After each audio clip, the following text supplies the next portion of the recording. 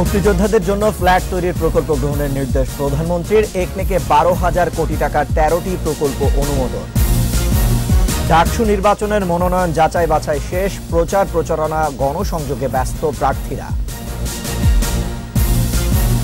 আধুনিকায়নের পাশাপাশি সেনাবাহিনীর সাংগঠনিক কাঠামো বিন্যাস হচ্ছে বললেন সেনাপ্রধান। প্রযুক্তির সর্বোচ্চ ব্যবহারে আহ্বান।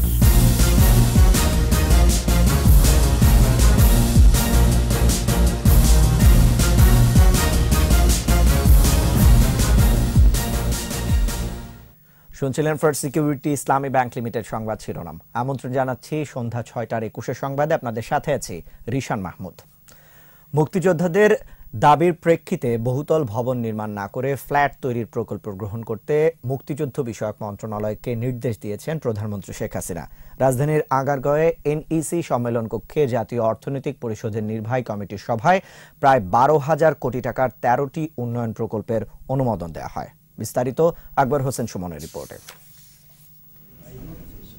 রাজধানীর আগারগাঁওয়ে প্রধানমন্ত্রী শেখ হাসিনার সভাপতিত্বে জাতীয় অর্থনৈতিক পরিষদের নির্বাহী কমিটির সভা। অনুমোদন দেওয়া হয় 12,459 কোটি 79 লাখ টাকার 13টি প্রকল্প। এর মধ্যে দেশের 4 লেন সড়কের তালিকা করে তার পাশে জলাধার রাখা সহ রাস্তার পাশে বিশ্রামাগার নির্মাণের নির্দেশনা দেন প্রধানমন্ত্রী শেখ হাসিনা। সভা শেষে অনুমোদিত উন্নয়ন প্রকল্পের বিস্তারিত তুলে ধরেন পরিকল্পনামন্ত্রী। তিনি জানান, রূপপুর পারমাণবিক বিদ্যুৎ কেন্দ্রের কর্মকর্তা কর্মচারী 384 জনকে বেতনের অর্ধেক ভাতা দেওয়ার বিষয়ে নীতিগত সিদ্ধান্ত হয়েছে। মুক্তিযোদ্ধাদের দাবির প্রেক্ষিতে তারা বলছে এইটা না করে আপনার যে টাকা দিয়ে আমাকে ফ্ল্যাট দিবেন ওই টাকা আমার মাধ্যমে আমার ভিটায়, আমার বাপের ভিটা যেখানে আমার পূর্বপুরুষরা ছিল ওখানে একটা ঘর বানিয়ে দেন ওই টাকা দিয়ে আবার বাতিল করি নাই। তাদেরই অনুরোধের আলোকে পুনরায় এটাকে তৈরি করার জন্য তাদেরই মন্ত্রণালয় এটা নিয়ে গেছে। জিডিপি প্রবৃদ্ধি ও মূল্যস্ফীতির বিষয়টিও তুলে ধরেন মন্ত্রী। নতুন ও সংশোধিত নিয়ে 13টি প্রকল্পে আমরা অনুমোদন করেছি। 9,481 কোটি 77 লক্ষ টাকা বাংলাদেশ সরকারের নিজস্ব অর্থ। কয়েকটি সংস্থা আছে তারা নিজেরা কন্ট্রিবিউট করেছে, এগুলো বিস্তারিত পাবেন। তাদের হলো 154 কোটি 45 লক্ষ টাকা। আর বিদেশি ঋণ কোনো প্রকল্পে আছে, তার পরিমাণ হলো 2,823 কোটি 18 লক্ষ টাকা।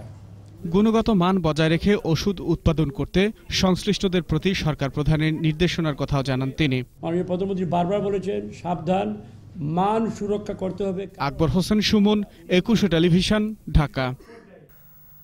ঢাকা বিশ্ববিদ্যালয়ের ছাত্র সংসদ নির্বাচনে যাচাই বাছাই শেষে প্রাথমিক তালিকা ঘোষণা করা হয়েছে। তবে চূড়ান্ত তালিকা ঘোষণা করা হবে 3 মার্চ। এদিকে দুপুর থেকেই প্রচারণায় অংশ নেয় বিভিন্ন ছাত্র সংগঠনের প্রার্থীরা। ভোটারদের কাছে গিয়ে নানা প্রতিশ্রুতি দিয়ে ভোট চাইছেন তারা। জসিম জুয়েলের রিপোর্ট। ক্যাম্পাস জুড়ে ডাকসু নির্বাচনের আমেজ। এরই মধ্যে মনোনয়ন জমা দেওয়া প্রার্থীদের প্রাথমিক তালিকা ঘোষণা করা হয়েছে। যাচাই বাছাই শেষে বিকেলে হলগুলোতে বৈধ প্রার্থীদের তালিকা প্রকাশ করা হয়। বাতিল হয়েছে প্রগতিশীল ছাত্রজোটের জিএস প্রার্থী উম্মে হাবিবা বেনজির। তার জায়গায় মনোনয়ন দেওয়া হয়েছে ফয়সাল মাহমুদকে।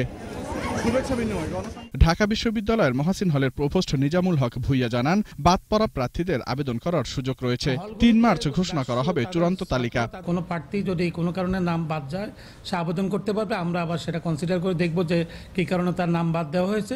প্রয়োজন বোধে সেটা যদি সঠিক হয় তাহলে সেটা আবার কনসিডার করা হবে।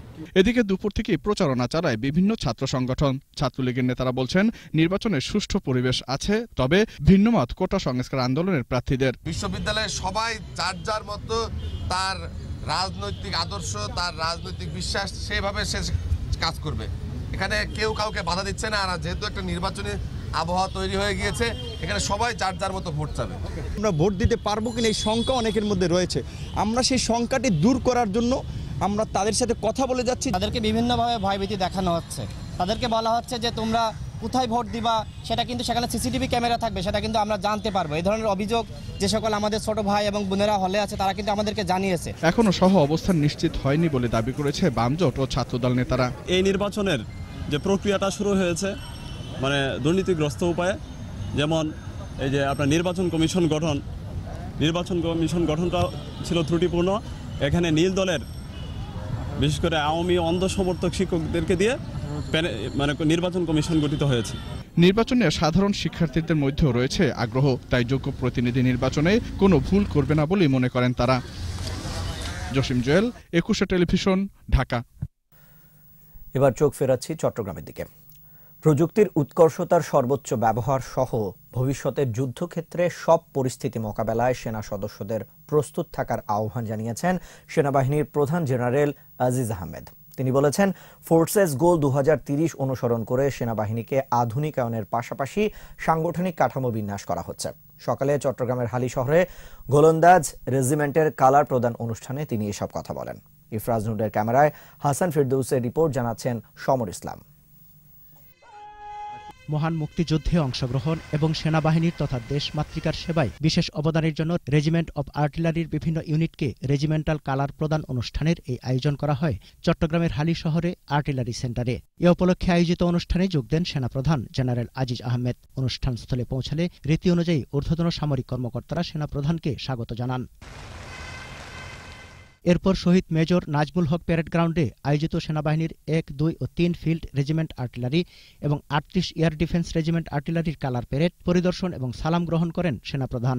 পরে তিনি আনুষ্ঠানিকভাবে রেজিমেন্টাল পতাকা হস্তান্তর করেন।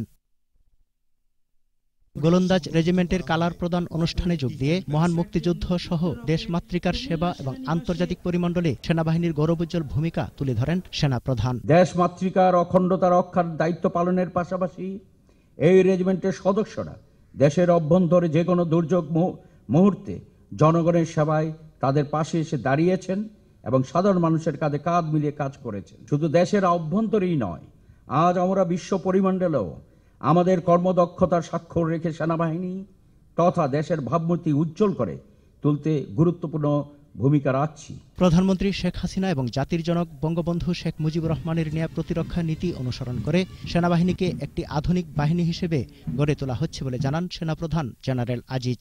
সেনাবাহিনী ফোর্সেস গোল 2030 প্রণয়ন ও বাস্তবায়নের অংশ হিসাবে সেনাবাহিনীর সাংগঠনিক কাঠামো বিন্যাস ও পরিবর্তনের পাশাপাশি আধুনিকায়নের প্রক্রিয়া চলমান রয়েছে।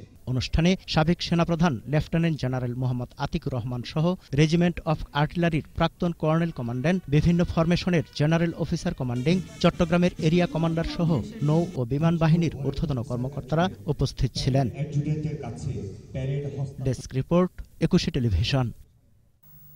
বজ্রমেঘের সৃষ্টির কারণে দেশের 4 সমুদ্র বন্দর ও সব উপকূলীয় এলাকায় 3 নম্বর সতর্কতা সংকেত জারি করেছে আবহাওয়া অফিস। বুধবার সকালেও রাজধানী সহ বিভিন্ন জেলায় ঝড়ো হাওয়া সহ মাঝারি ধরনের বৃষ্টি হয়। আবহাওয়া কর্মকর্তা জানান, বায়ুমণ্ডলে জলীয় বাষ্পের উপস্থিতি বেড়ে যাওয়ায় বজ্রমেঘের সৃষ্টি হচ্ছে। এ কারণে চট্টগ্রাম, কক্সবাজার, মংলা ও পায়রা সমুদ্র বন্দরগুলোকে 3 নম্বর স্থানীয় সতর্কতা সংকেত দেখে যেতে বলা হয়েছে। পাশাপাশি উত্তর বঙ্গোপসাগরে অবস্থানরত মাছ ধরা নৌকা ও ট্রলারগুলোতে পরবর্তী নির্দেশ না দেওয়া পর্যন্ত সাবধানে চলাচল করতে বলা হয়েছে।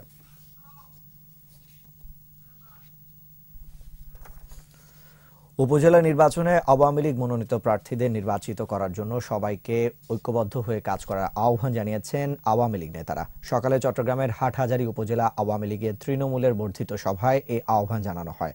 সংগঠন কার্যালয়ে অনুষ্ঠিত এ সভায় প্রধান অতিথি ছিলেন চট্টগ্রাম জেলা পরিষদের চেয়ারম্যান MA সালাম। অন্যান্যদের মধ্যে বক্তব্য রাখেন যুবলীগ কেন্দ্রীয় কমিটির সমাজ কল্যাণ সম্পাদক M জাফর আহমেদ, উপজেলা আওয়ামী লীগের সাধারণ সম্পাদক সোহরাব হোসেন নোমান।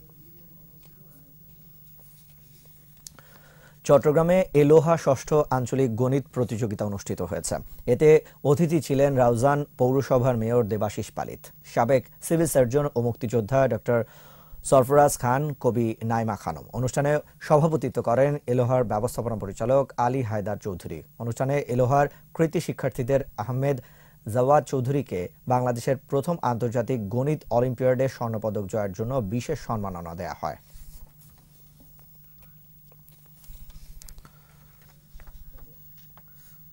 চট্টগ্রামে শুরু হলো বিভাগীয় পর্যায়ে ফুটবল প্রশিক্ষণ ক্যাম্প। দুপুরে আনুষ্ঠানিকভাবে চট্টগ্রামের MA আজিজ স্টেডিয়ামের মিলনায়তনে আনুষ্ঠানিকভাবে এই ক্যাম্পের উদ্বোধন করেন বাংলাদেশ জেলা ও বিভাগীয় ফুটবল অ্যাসোসিয়েশনের সাধারণ সম্পাদক তরফদার রুহুল আমিন। এতে অন্যান্যদের মধ্যে উপস্থিত ছিলেন সংগঠনের সহ সভাপতি সিরাজ উদ্দিন মোহাম্মদ আলমগীর, ক্রীড়া সংগঠক আলী আব্বাস ৪৫ দিনের এই ক্যাম্পে চট্টগ্রাম বিভাগে ৩০ জন খেলোয়াড় অংশ নিচ্ছে। এই উপলক্ষে আয়োজিত অনুষ্ঠানে বক্তারা বলেন, পর্যায়ক্রমে দেশের ৮টি বিভাগে এই ক্যাম্প অনুষ্ঠিত হবে। এর মাধ্যমে ফুটবলের সুদিন ফিরে আনার চেষ্টা চলছে বলেও বক্তারা জানান। শেষ করছি ২১-এর সন্ধ্যা ৬টার সংবাদ। তবে যাবার আগে ফার্স্ট সিকিউরিটি ইসলামী ব্যাংক লিমিটেড সংবাদ শিরোনামগুলো আরও একবার। মুক্তিযোদ্ধাদের জন্য ফ্ল্যাট তৈরির প্রকল্প গ্রহণের নির্দেশ প্রধানমন্ত্রীর। একনেকে ১২,০০০ কোটি টাকার ১৩টি প্রকল্প অনুমোদন। ডাকসু নির্বাচনের মনোনয়ন যাচাই বাছাই শেষ, প্রচার প্রচারণা গণসংযোগে ব্যস্ত প্রার্থীরা। আধুনিকায়নের পাশাপাশি সেনাবাহিনীর সাংগঠনিক কাঠামো বিন্যাস হচ্ছে বললেন সেনাপ্রধান, প্রযুক্তির সর্বোচ্চ ব্যবহারের আহ্বান। সবশেষ খবর জানতে ডায়াল করুন 2021 নম্বরে, ভিজিট করুন 21.tv.com এর ওয়েবসাইটে। এছাড়া ফেসবুকে লগ ইন করতে পারেন facebook.com/2124 অনলাইনে। আমাদের পরবর্তী সংবাদ সন্ধ্যা ৭টায় দেখার আমন্ত্রণ রইল। ২১-এর সাথেই থাকুন।